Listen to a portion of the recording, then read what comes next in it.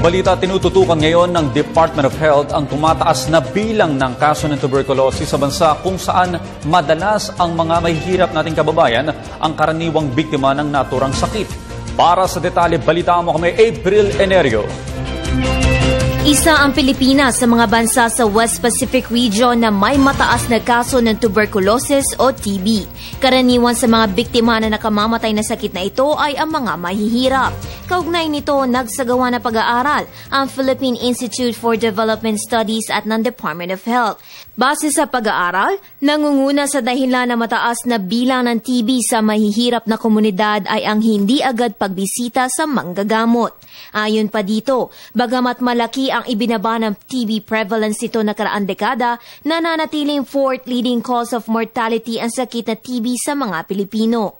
Bukod pa sa hindi agarang pagpunta sa doktor sa oras na makaramdam ng sintomas nito, ang kakulangan sa kaalaman tungkol sa TB, kakulangan panggamot at inaccessibility sa healthcare services ang iba pang mga dahilan sa delayed TB diagnosis.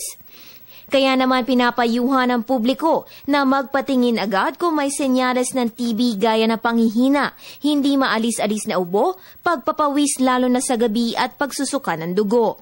Kadalasan na pagkakamalang asthma lamang o pneumonia ang mga sintomas na iniinda kaya ang mga Pinoy hindi na pumupunta sa mga pagamutan at susubukan mag-self-medication na lamang.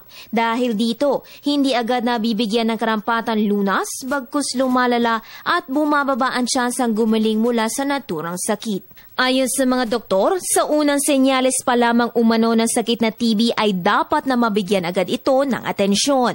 Nakamamatay ang TB kung ito ay napabayaan at mabilis namang gumaling kung sa una pa lamang ay nabigyan na ng karampatang gamot. Puspusa naman ang kampanya ng DOH upang labanan ang pagkalat ng sakit na tuberculosis pagka-target ng ahensya na gawing TB-free sa mga susunod na taon. Para sa Telebisyon ng Bayan, April Enerio.